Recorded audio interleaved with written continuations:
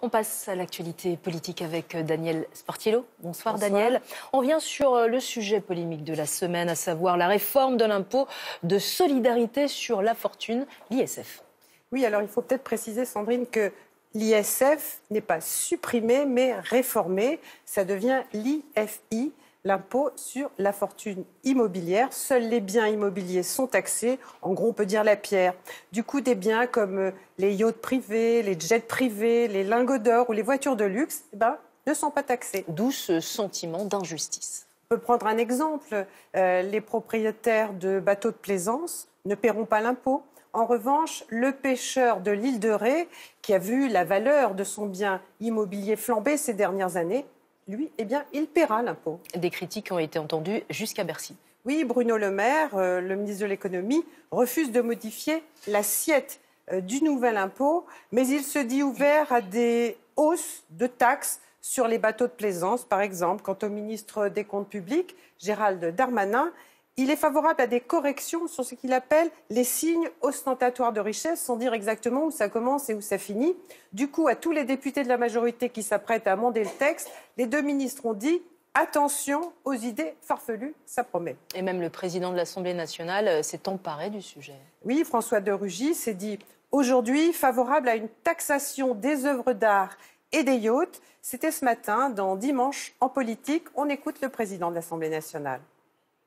Tous les ans, sur l'ISF, depuis qu'il existe, il y a un débat à l'Assemblée sur les œuvres d'art. Vous, par exemple, j'entends. Moi, j'ai toujours été pour, d'ailleurs, l'intégration des œuvres d'art. Et sur les lingots d'or et les yachts de luxe. Et tous les milieux culturels ont toujours été contre. Non, mais sur les yachts de luxe, ça paraît logique. Voilà. Après, vous allez avoir sur les yachts de luxe, comme pour les œuvres d'art, des chantiers navals français qui réparent et construisent ces yachts de luxe. Ils vont dire non, ne faites pas ça. Vous allez faire fuir les yachts à l'étranger. Alors pour résumer, on peut dire que le gouvernement devrait accepter des amendements à la marge pour éviter que la petite musique, Emmanuel Macron, le président des riches, ne continue à se diffuser dans l'opinion. En tout cas, ce qui est sûr, c'est que le débat sur ce nouvel impôt va envenimer le débat budgétaire qui arrive à l'Assemblée nationale au mois d'octobre. Alors cette petite musique dont vous parlez, Daniel, eh bien on en parle tout de suite avec l'invitée politique du Soir 3 Week-end, Marie-Noëlle Lienemann, sénatrice socialiste de Paris. Bonsoir Madame Lienemann. Bonsoir. Tout d'abord, un mot de cette réforme de l'impôt de solidarité sur la fortune. Est-ce que vous vous joignez à ce concert de critiques, pour ne pas dire de casserolades ? Oui, nous, ce que nous souhaitons, c'est que l'ISF ne soit pas modifié. Nous ne voyons pas l'urgence de cela. C'est quand même 3,5 milliards que l'État va perdre.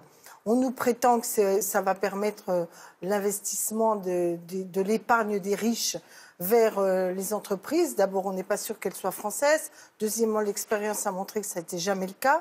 En revanche, pour payer ces 3,5 milliards, on va par exemple baisser l'APL et ponctionner le mouvement HLM, qui ne pourra plus construire, qui ne pourra plus rénover et qui, là, va pénaliser direct les entreprises du bâtiment, des travaux publics et bien des entreprises locales. Alors, une petite question sur le Parti socialiste. Le Conseil national a entériné hier le départ de Jean-Christophe Cambadélis et maintient la direction collégiale jusqu'au Congrès. En revanche, c'est un très proche de Jean-Christophe Cambadélis qui continue finalement à tenir les rênes. On ne peut pas dire que c'est toujours l'ancien premier secrétaire qui continuera à diriger le parti, non ? Je crois qu'il faut surtout acter que d'abord, on était tous d'accord. Ce qui, quand même, dans notre parti, est un pas en avant. Nous étions tous d'accord sur quoi ? Sur une feuille de route qui est qu'on va engager des forums débats avec des assises à la fin du mois de décembre, avec toutes celles et ceux qui veulent discuter avec le Parti socialiste. Il s'agit de qui ? Des militants, des sympathisants ? Militants, sympathisants, hommes et femmes de gauche. On peut inviter aussi d'autres forces de gauche pour discuter de la refondation socialiste. Donc ça, c'est très important parce qu'on va enfin débattre du fond, ce qui est quand même la question centrale. La deuxième chose importante, c'est qu'on a acté pour la deuxième fois que nous sommes franchement dans l'opposition au gouvernement d'Emmanuel Macron. Pas d'ambiguïté sur ce terrain. Et le débat dont on a parlé tout à l'heure, notamment le budget, est très révélateur d'une politique que nous considérons franchement à droite. La troisième chose sur laquelle nous sommes d'accord, c'est de continuer avec une collégialité. D'abord celle du Bureau national du PS qui était issu du Congrès, qui est l'organe politique compétent.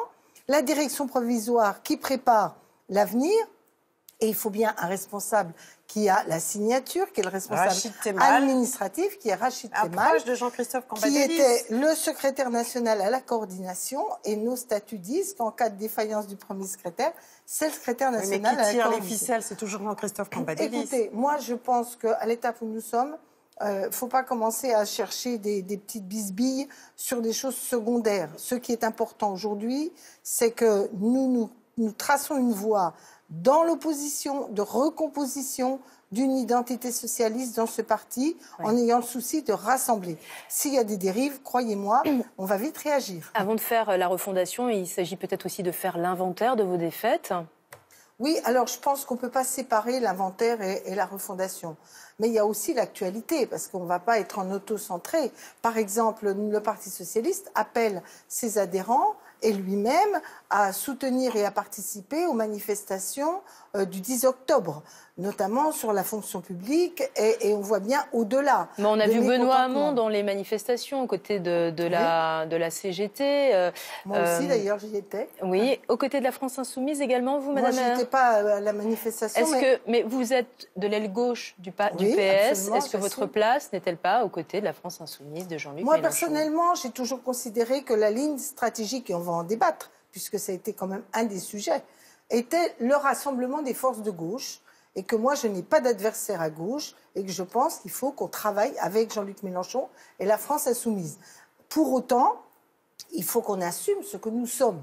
Faut-il encore clarifier ce que nous sommes ? Mais vous êtes quoi aujourd'hui, le Parti socialiste ? Parce que c'est la grande inconnue, on ne sait pas bien. L'héritier d'un parti socialiste, c'est pas la même culture que le monde communiste, que une gauche, par exemple. Jean-Luc, par exemple, explique que pour lui, il y a plus l'enjeu est plus peuple-élite que gauche-droite.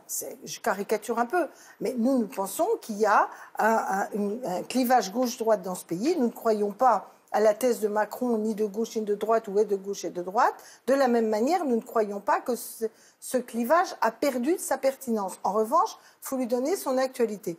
Nous, on est socialistes, on sait quoi le socialisme aujourd'hui ? Quand on voit la social-démocratie en Europe en pleine déconfiture, il faut peut-être revenir aux fondamentaux du socialisme français. Je prends un exemple, juste pour terminer. Vous avez eu le débat sur Alstom. Ça fait des années que nous plaidons pour que le capital public d'Alstom soit un capital fort avec une stratégie industrielle globale sur ce qu'était dans le temps la branche énergie et de ce qui est aujourd'hui la branche transport.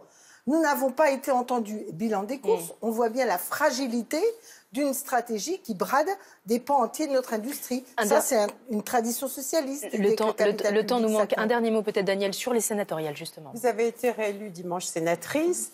Finalement, le groupe PS s'en sort bien. Il tire son épingle du jeu. Il devient le deuxième groupe en nombre du Sénat. Absolument. Comment vous allez vous comporter par rapport à la réforme des institutions que veut Emmanuel Macron ? Ce sera non ou oui mais la vraie question, c'est quelle va être sa proposition ?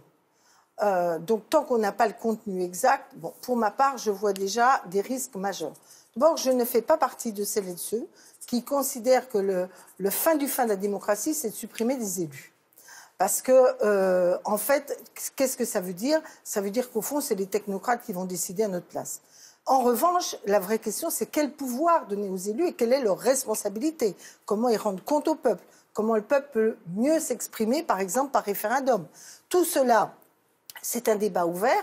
Moi, je ne dis pas non comme a priori. J'entends quand même cette petite musique qui m'inquiète quant à l'affaiblissement de la démocratie parlementaire. Petite musique, donc, le mot de la fin également du début. Marie-Noëlle Lienemann, merci d'avoir accepté l'invitation du Soir 3. Merci. Merci. Une figure du syndicalisme s'est éteinte. Edmond Maire, ancien secrétaire général de la CFDT, est décédé à 86 ans aujourd'hui. Il fut aux commandes de la centrale de 1971 à 86. Homme de négociation, il a œuvré à la modernisation des relations sociales dans le monde de l'entreprise.